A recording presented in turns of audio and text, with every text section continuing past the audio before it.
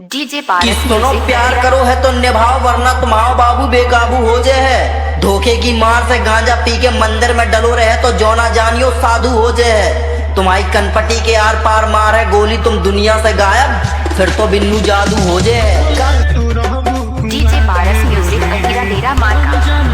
DJ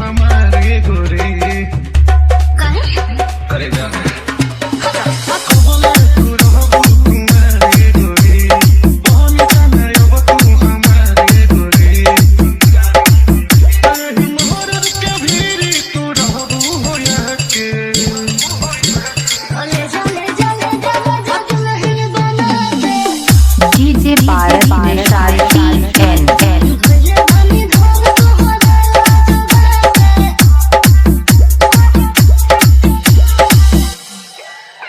गजब operator Nitesh Nishad अहिरा तेरा मार्का प्रवीण Banda mobile number 8115 DJ पारस music अहिरा तेरा मार्का। डीजे पारस म्यूजिक अहिरा तेरा मार्का।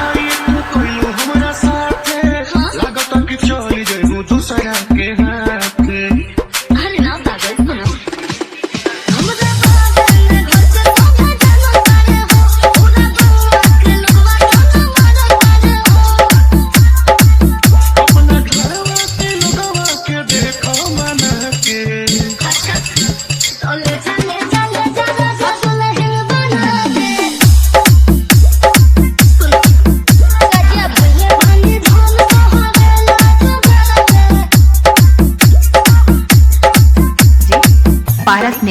पारस निशाद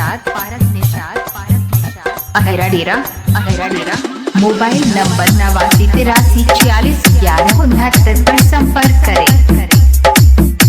गजब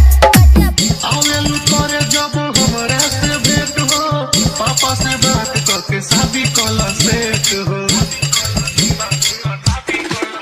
हमरा साथे बना हो तो तारा खुशो साथी तो देते हो ये जमीनो मनीष हो कौनो सोचा परी का ये डोरी लगा के अच्छा चले सासुल हिल बना के आज बहने बहने धोल को हो पारस निशाद अहिरा डेरा मोबाइल नंबर 8983461169 पर संपर्क करें।